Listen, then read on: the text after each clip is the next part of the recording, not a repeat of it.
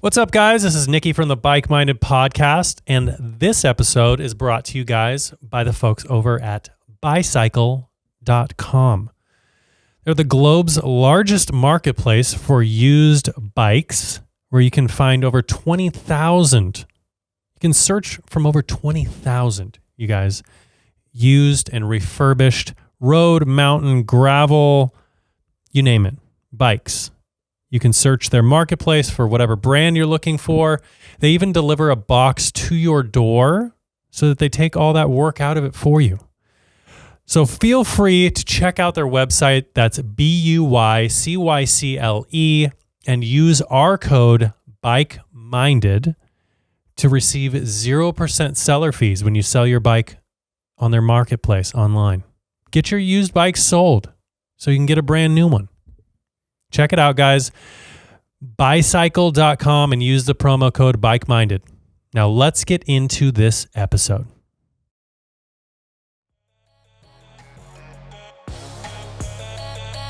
Holy moly. It's been a while, you guys. It's been a while since I've done a little solo episode here. But I figured we had some stuff to catch up on. So it's just me today, which means you're going to get a lot of sound effects, potentially. What's up, everybody? Nicky, Bike Minded Podcast. As you can see behind me, if you are watching on the YouTubes, I'm here solo today. We are trying to do some catch up on episodes because I have just been recording and posting the episode almost the next day and trying to integrate and do all of this production that we're now putting on. It's a lot, dude. So I figured we would have a little catch-up episode. We've got a lot of things to cover, just on a personal level. You know, what's going on in my world. And then just had some thoughts and ideas that I wanted to run by you guys. And so we're going to do a little shorty solo episode for you guys today. I hope everybody's been doing really well. I am feeling kind of a shift here in Northern California. The temperatures are getting a little lower, so that means everybody's a little less crazy. You know, whether it be just driving around or maneuvering about the world as we do. And I've sensed kind of a little bit of a shift, and I'm liking it. I am typically like a summer guy. This year's been frickin' brutal. It's just been 105 for a month and a half to 3 months. I don't know. Time does not exist. It's just zooming by. And, it's been a lot. It's been a lot, and I'm liking the shift and things that are changing. Just the feel of it all. I feel like there's a fly flying around in this studio, so hopefully we don't catch that. Oh, my God. It's going to get me. Anyway, guys. So yeah, been a bit of a shift there. Myself, I had talked last time on the episode with Aaron that I am doing quite a bit of gearing up for the cyclocross season. You know, you guys are probably sick of me talking about cyclocross at this point, if you've been following the show for quite some time, because I love it. I love it, you guys. I really love cyclocross. The whole season is just really packed with racing, like races every week. And so it's something I can tangibly know and understand that I can push towards. It's also something that the family can go out there and watch and enjoy because there's lots of action going on. It's not like a road race where you just take off into the distance and come back 45 minutes later, probably in a much worse position than you were when it started. So I am very much so looking forward to that season, which means I'm gearing up with the training side, hitting the trainer road quite a bit as I have mentioned before here and preached to you guys, that it is the cycling gospel, and it is what you should be doing if you want to really sharpen the blade on your training. Not to get too training based on here, because we are people that are just here for a good time and to be silly gooses. But it does really help. It helps you go real fast, and it helps you not breathe, in such a eloquent way, breathing out of your butthole. It helps avoid that a little bit when racing gets really intense. And so I've been hitting the trainer road 3 days a week, been getting a couple outdoor rides in a week, and just been I've been getting really loose with it. And by that, I mean, like, my schedule has not been easy, but I'm allowing myself to have any excuses not to do the work. In the words of Derek Teal, I believe he says, I just don't miss. And that's his mantra. And so I've been embodying that. Speaking of which, Mr. Derek Teal will probably be on the show in the next couple weeks. I've been working on things with him. He's always such a good guest. As you guys remember, he went through that horrific accident where a car plowed into him and damn near took him out completely. And he has since, if you guys have been following him on social media or on his podcast, he has pushed through in such a impressive fashion. It almost makes me think he is a robot and probably involved in AI in some way. But I love him. I love Derek, and I'm excited to get him back on the pod. We have quite a few things to talk about. He's got some big, wild goals that he's shooting for. Again, this is the double Everest guy. Like,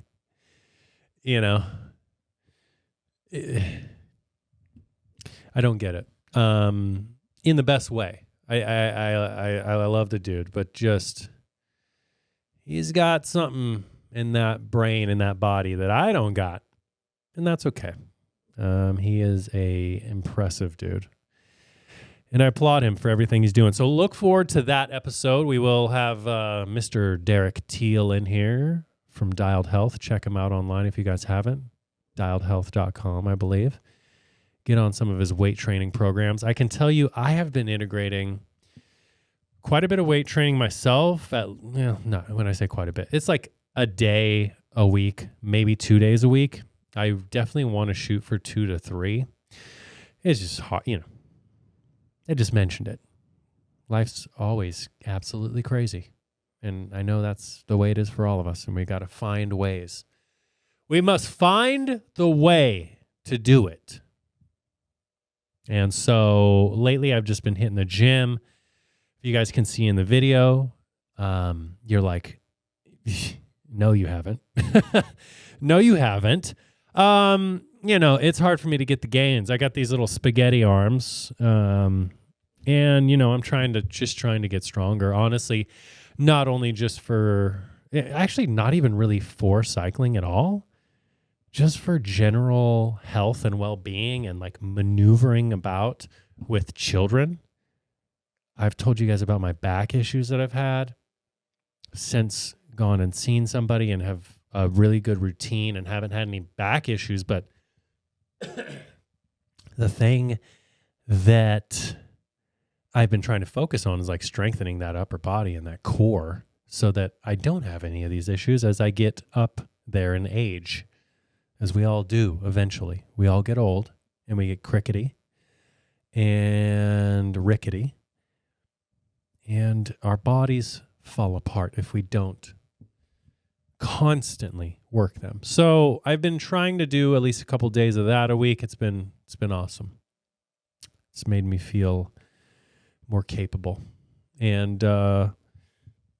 Derek is a good guy to go to if you need some guidance. Because when you go to the gym, depending on what gym you go to, forget in a group ride. These gyms are intense. You got homeboy over there with his he's videotaping himself for his, following, and all he eats is liver and raw meat. And then you got homegirl on the other side with her booty cheeks out, double caked up in the gym, and you're trying not to like be distracted because they got the frickin' workout pants that go right up your butt crack. I don't know what's going on in the gym, you guys. I don't know. It's a circus. But if you need some guidance, you go into the gym, you need some training, some just basics to go over. Or if you're more advanced and you need something really specific to building a body that suits certain disciplines in cycling, Derek is the guy. But the gym is, I've been to some of these gyms and I'm like, what's really happening in here? It's can get real freaky in there. So best of luck finding a gym that's not going to scare you away. I've started going to Planet Fitness. It seems to be a little better. This show is not sponsored by Planet Fitness, but it's relatively affordable. And if you're local to the area, I'm not sure if they're nationwide, but I've had some good experiences with them so far. So anyway, this isn't a show about which gym membership to get. So let's see. What did we talk about last week? Big thing on the list is we talked last time about the fact that I cracked my Canyon frame. And by I cracked it, I don't really know that is the case. I don't ride that bike. Well, I do ride bikes hard, but I haven't fallen. I haven't had any crashes on that bike. I've had no gnarly get-offs. I have not really impacted it or hit any big potholes, and there was a vertical crack below the seat post. And it obviously is concerning. And I was really worried about the warranty process. During that episode, I hadn't really gone through the process yet. Had no idea what to expect, but I'm going to tell you what is the latest and greatest on that. And then after that point, we will go into my Q&A with you guys and really leave up in the air some kind of questions that I'd like to get some feedback from the followers of this podcast. Whether you're watching us on YouTube or you are listening to us, I'm gonna put some questions out there for you guys. Give me a quick second here while I drank some water. Anywho, so warranty process. Had to reach out to the warranty sector of Canyon, and from what I had heard, and I believe I mentioned this last episode, is that I didn't think that they warrantied frames, just frames. I thought that they only did bike replacements because that is what I was told. Now, at some point, that must have changed because whenever I had reached out to Canyon, they had asked me in return for some photos of the damage area, both sides of the bike, from a distance so they could see the whole picture. And then the QR code on the bottom that actually has the serial number that's attached to that bike, and so they can kind of confirm that you were indeed the purchaser of that bike and that the warranty follows you and all that good stuff. So I provided all that information. Pretty easy up to this point. It took them a good handful of days just to get back to me. I think it wasn't terrible though. They said it could take up to 15 days or something like that. It only took them 6-7 days or something like that. Maybe less. And so provided all the photos, everything that they were wanting, and took them a little bit to get back to me at that point, in which they responded with, drum roll please, they are going to cover the warranty. And they said it's valid. Hit him with the horns. Yeah, great news. Great news. So they're going to cover it under the warranty. Now, this is where kind of some of the details and opinions I'm looking for are based off of the options that they give you. So basically what Canyon came back with is that they are willing to warranty all of the Canyon parts. So anything that they produced, which is basically handlebar, fork, frame, stem, the whole, like anything that is branded Canyon is covered. And they are willing to replace or reimburse me for the value of those items. The problem with this situation is they would be warranting it with the exact same frame. Great news, right? They don't have those frames in stock, and they won't be in stock for a couple months. Now, being as the timing of this whole thing, I'm going into this cyclocross season and probably won't be really on the road bike a ton. So it's not the end of the world. I can also ride my kind of gravel setup, and I could throw some road wheels on there. That's an option. The gearing is not exactly ideal, but in the interim, that is. Sorry. I've got burps and I'm coughing today and it's a whole thing. But anyway, apologies for the pauses. So they've given me that option to do the replacement, albeit it'll be X amount of months. They have also given me that option, like I said, to reimburse me for the value of all of those other items, which in total, let's just say, is somewhere in the ballpark just below like $4,000. Okay. Now that's not enough to, that being said, they would basically require you to provide a photo of the frame, like fully cut, not usable anymore because it's a liability. And they would issue me a check for that amount.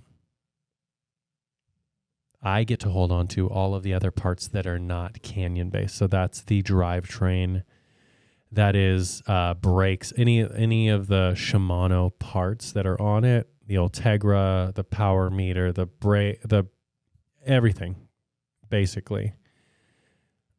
Shifters, derailleurs, all that good stuff, cassettes. So I would basically have everything minus the frame set, including the integrated bar and all that good stuff. So, but the integrated bar is still usable. It's not broken. The seat post, I haven't pulled it out of there, but I'm imagining the seat post is probably fine. The saddle that I added to it and all the other goodies. So that being said, my real question here is, and then there's some other options. So that's like just the frame replacement and all that good stuff. In addition to that, they would offer me, if I wanted to go with, because I had hinted at the fact like, are you guys going to do like a bike replacement? And it was kind of pushing them trying to go that route. Like, I'll send you this whole bike back if you guys send me the new Aeroad, which they just came out with a new Aeroad, which is pretty close to the design of mine, but they've improved a handful of things. They've got this like integrated handlebar with like a front mount on it that you can actually add these extensions that are like a aero bar that flares out at the bottom. It's got some cool new goodies that I'm like, I don't know, if it's an option, why not? And they make it in basically an all white with like black lettering, or you can get this like foresty green, which I'm not a big fan of, but they've got some options. That being said, they would offer me a discount off of that brand new bike in addition to paying me out for the value of all those other items. So basically I'd be taking that money that they would pay me, putting it towards the new bike, and I'd have to come up with the difference. If we can get a deep enough discount, which I'm still in that process of figuring out what that number is. They gave me a preliminary number. I told them I wasn't super happy with that. It was relatively low. But I told him I was interested in possibly going this new arrowed route, which I would also have to wait for. Keep in mind. The one I would be looking at, just based off of price, depending on the discount they would give me, is not the one that has the Ultegra Di2, which is what I have currently, but the 105 Di2, which is a step below, still electronic shifting. Everything is pretty similar. I've had 105 before, mechanical. I know it's still quality stuff. And the pricing, I wouldn't have to come out that much out of pocket if they offer me a decent discount on that one. But that doesn't come until later this month in August. I think roughly around like the 25th of the month. That's when they're expected to be in stock. So right now, those are kind of my three options, right? Or there's actually more options. You guys, I have an anxiety brain, so this is all too much information for me to juggle.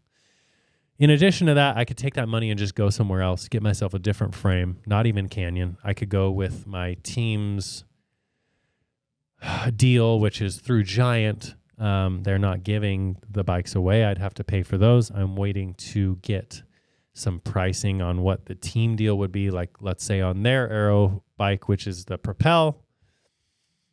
The Propels are really good looking bikes. I've done a little bit of research myself. It seems like people are pretty damn happy with them. Trevor King from the Enjoy team just got a win in the 1-2 field out at Shea Center, I believe it is, Criterium, on the Propel. And I've seen Trevor on that bike, and he is very fast. So that is an option. Or I could potentially go and see Matt and try to do an NV like melee build, which would be another one. As much of a homie hookup as I could get, I would still be coming pretty significantly out of pocket for that one. So these are my options. Build something like an Envy. Build something on the team deal through Giant. Get a replacement. Oh, I don't know if I had mentioned this before, but I did mention it in the beginning. I could get a replacement arrowed frame that's exactly like mine, rebuild it, call it a day. No money out of pocket, really, no money out of pocket, really, at all, because I would have them basically compensate me for the time that Matt has to put into rebuilding it, all that good stuff. Or go the brand new arrowed route, potentially a little bit of money out of pocket, but then that money I'm out of pocket, I then get to keep, and I didn't mention this part with keeping my original bike, I keep the wheels, I keep everything besides the frame. So whatever money I come out of pocket, if I sell those duplicate parts or whatever I swap over, whatever, they'd be brand new. I could potentially recoup all my money that I would put into buying the new arrow. So I have my thoughts about it, but I want to leave this question up to you guys. What direction do you think I should go? And I know us cyclists have opinions, so I want to hear them. I want you guys to chime in. Leave a comment on the YouTube video. Leave a comment on IG when I post this video to our Instagram, all right? Or send us a DM. I want to hear from you. I want to know what your thoughts are, what your experiences are, if you have any of these said bikes or experiences with them. I'm not soured by this Canyon experience. They have handled this warranty thing very well. I've had nothing but good experiences with their bikes, so I don't really have a reason to leave them. The crack in the frame, I think, is a manufacturer defect. I don't think it's anything I did. It could happen anywhere. And I've had a really good experience with that bike so far. So do with that information what you will. Let me know what you guys think. I'm kind of up in the air about it. And I'd love to hear from you guys. See what you think. What you think. And don't let me sway you with my Canyon hat that I have on if you're watching on YouTube. If you're not watching on YouTube yet, you guys, get on it. Get on it. We don't have a ton of subscribers on there, but we are growing. You guys, this is I want people that are watching that are into the show, that are into what we got going on here. And check it out. We're gaining some followers. Things are moving. You guys are commenting. You're liking. You're subscribing. So thank you guys that are listening, that are already on there. We've got some killer guests lined up, like I said. We got Derek coming back. I got some other big name folk lined up for the coming months. And we're growing this shit, you guys. We are out here. We're out here, y'all. And, yeah, give me your feedback on what you think I should do on the bike front. I am, questions. I've got questions and I need answers from my people. So, yeah, drop a line. Let me know what you guys think. Like I had said before, cyclocross season is coming. I'm thinking about it. I'm excited. I am very motivated. I'm a little bummed because they dropped 2 of the 8 races from your results, and I have already found 2 dates that I don't think I'm going to be able to make. One of them, I will be in Vegas for a big motocross race for my business that I'll be out there promoting, and one of the big distributors that we work with is doing kind of like a meet and greet thing, and so I'm excited for that. A worthwhile sacrifice for the season. But that being said, if I miss 2 of those 2 races, it's like those are my 2 drops. So the season is hard. Also, they got rid of the 35 plus age group. Sack cyclocross. Boo. Boo. Now I've got to race with these young guns in the open B category. And I'm not happy about it. I'm not happy about it at all. Because I'm old. I'm old enough to be concerned for my well-being around little children trying to knife me in corners. But if they're going to try, you're going to get some elbows, y'all. I'm gonna throw them bows in the corners. So keep that in mind, youngins. If you're going to come after me, you better be ready for blood, for war. But anyway, on a serious note, very excited for it. If you guys want to get some good racing in, and you've got a gravel bike, if you've even got a mountain bike, I rode my mountain bike at some of the rodeo cross races locally here when I started. It's so much fun. It's fun. It is action packed. It is intense racing at its finest. So I hope to see you guys out there. Hopefully, I've talked about this many years now. And as we get some more sponsorship, we get some more help with the show. We've got some stuff going on behind the scenes. We can maybe do some race reports out at these events. And I promise you guys, we will make it happen at some point. Hopefully this year we get to do some. So anyway, guys, check out the cyclocross series if you have not. Check us out on YouTube, like I had mentioned before. We're going to wrap this episode up now because it's just me. And the longer I talk, I will get into things that nobody's interested in hearing about. So thank you guys so much for listening. We will be back next time with my co-host Aaron and I, and soon to be episode with Mr. Derek Teal, which I'm very excited for.